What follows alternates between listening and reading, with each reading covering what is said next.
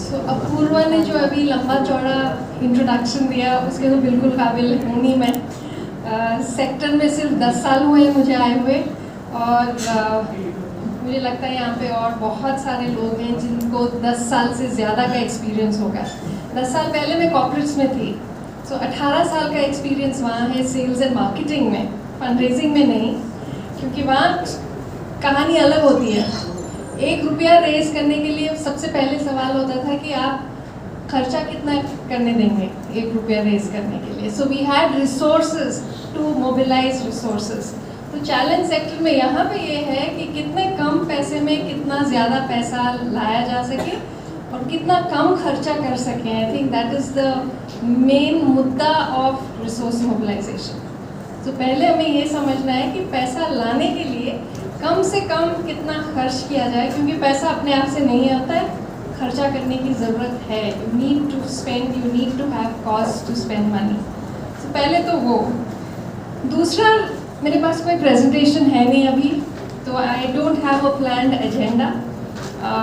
तो मैं ये चाहूँगी कि आप लोगों से सुनूँ आपके सवाल कि आप समझना क्या चाह रहे हैं। 1.5 घंटा है हमारे पास, 1.5 घंटे में क्या क्या सवाल हैं resource mobilisation, fund raising, marketing, communications को लेके, ताकि मैं वो एड्रेस कर सकूं। And for me to get an idea, can we just have every 5th person may be introducing कि वेरी ब्रीफली कौन से NGO से हैं हम, ताकि मेरे को आइडिया लग सके कि किस तरह के NGOs हैं यहाँ पे रूम में। So just random 5 people from 5 different parts of India.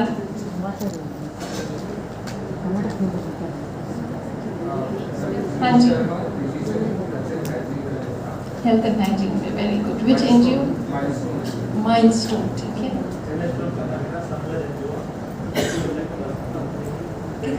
बेटी Bachao, save the girl child, okay. हाँ जी, health, okay. Myself is from Society for Working in the field of disaster management. Disaster management, okay. Anyone else? Ma'am, myself Jaika Joshi and I am from Gramin Development Services, GDS. Health and we worked on livelihood management. Health and nutrition पे कितने लोग काम कर रहे हैं यहाँ पे? 2, 3, 4, 5. और livelihoods पे 1, 2, 3. Children, quite a number. Women and okay. And education also, everybody.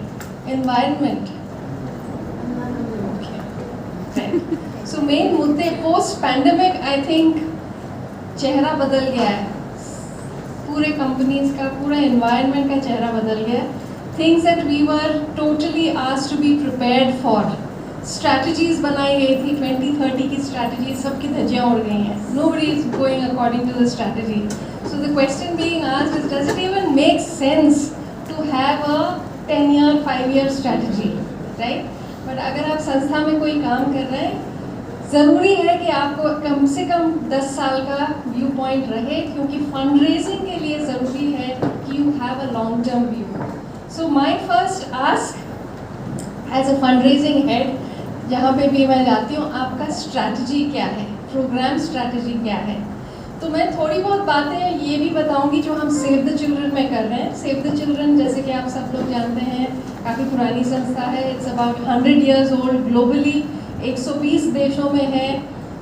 India में कम से कम 50 सालों से ज़्यादा काम कर रहे हैं, और हम ग्रास रूट लेवल पार्टनर्स के साथ काम करते थे। तो हमारे 2019 में 61 पार्टनर्स थे, और 3 साल के अंदर आज के डेट में, thanks to the FCRA rule, जो कहता है कि बाहर से अगर पैसा आए तो वो खुद आपको इम्प्लीमेंट करना पड़ेगा, आप सब ग्रांट नहीं कर सकते।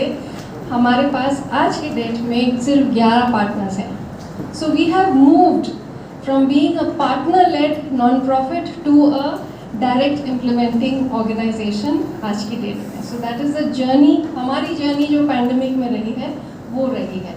और सेव द चिल्ड्रन ज़्यादातर disaster risk management DRR activities में सबसे ज़्यादा नाम उसी में है, बट उसके साथ साथ for children we work on all of these aspects that I have just questioned.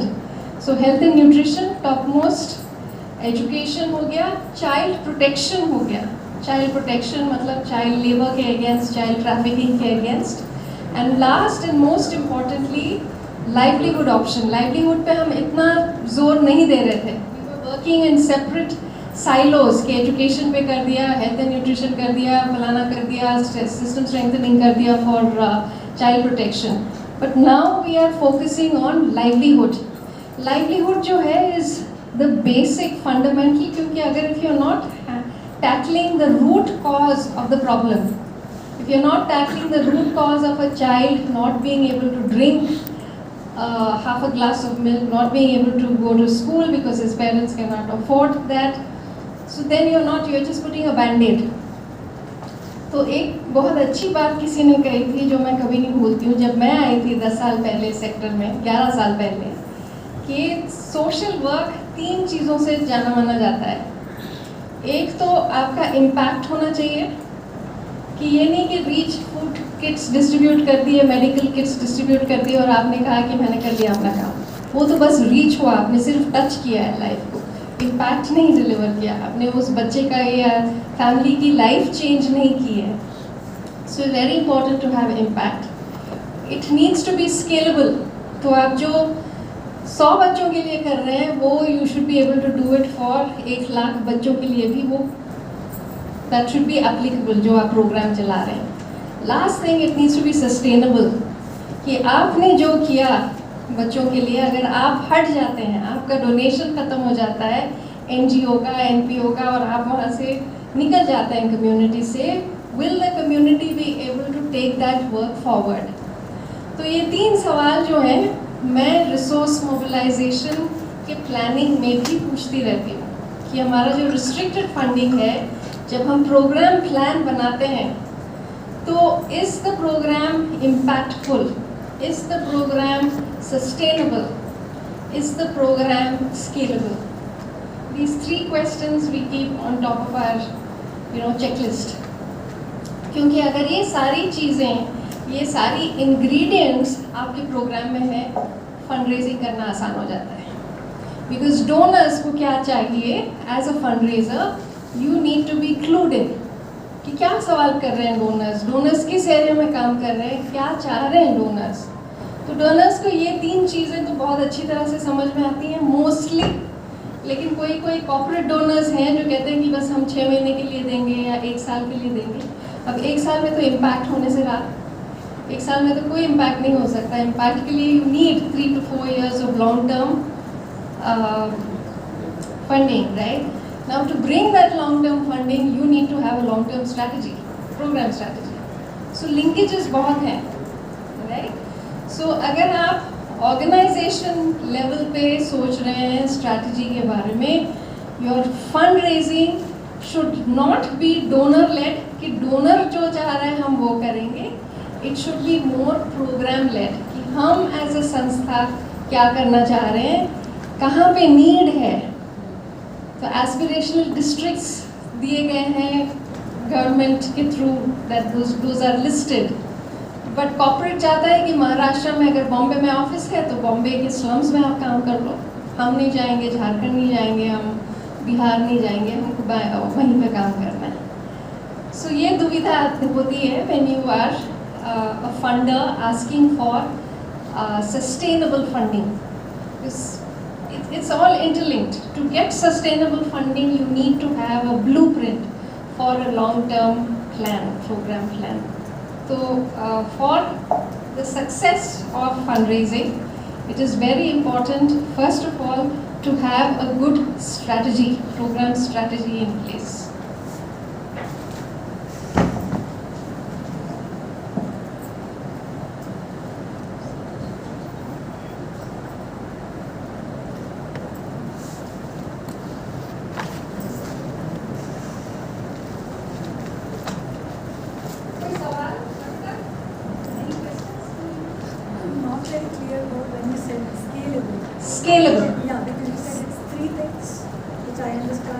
Okay. have sustainability, but the idea of scalable is not very good. Okay.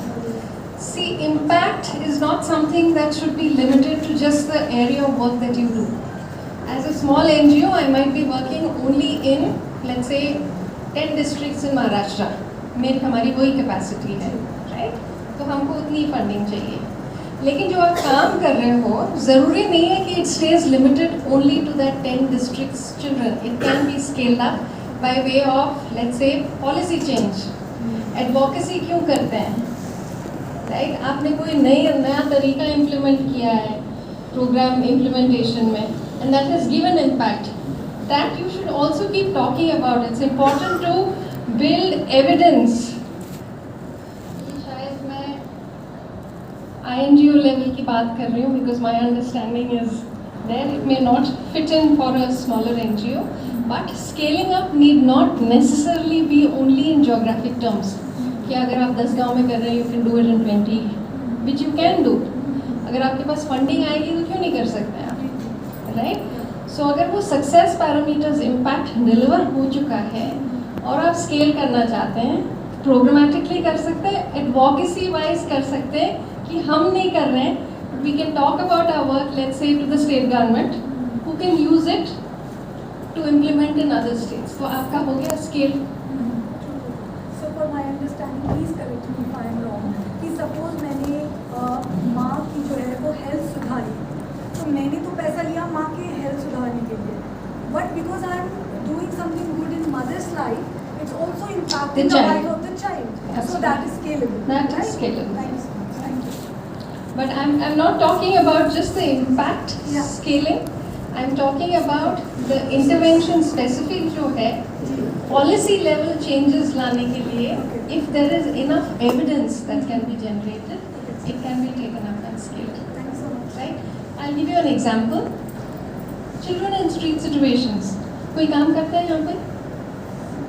Street situations, बच्चे जो भीख मांगते हैं, अनाथ बच्चों के लिए तो CCIs हैं, बट वो जो स्ट्रीट में रहते हैं, शॉर्ट स्टे होम्स में रहते हैं, घर नहीं होता है, पहचान नहीं होती है, उन बच्चों के लिए कोई काम कर रहे हैं. सो सेव द चिल्ड्रन का एक प्रोजेक्ट था 3 साल का. So we picked up about 3 states and we worked in these 3 states. What did we do? Plain simple intervention कि हम उनका आधार कार्ड बनाएंगे, राइट? आधार, उनके पास ना तो रहने का ठिकाना, कुछ नहीं, एड्रेस प्रूफ नहीं है, बर्थ प्रूफ नहीं है, कुछ भी नहीं है, कोई डॉक्यूमेंटेशन नहीं है. So we said we will do that. We will just make an Aadhaar card. So we spoke to the authorities, got the waivers in place to do that. Aadhaar card से उनकी linkages हो जाते हैं to all the government schemes. So it became so effective that the government asked us to make an SOP, standard operating procedure हमने बनाया हुआ है for the states, for Delhi government. So now recently Supreme Court has actually picked that up कि Save the Children का जो SOP है उसको आप use करिए for implementing these interventions for this particular group of children. Now that is scale. तो हमने तो सिर्फ 2 लाख बच्चे किए, बट अगर ये हो रहा है हमारे काम की वजह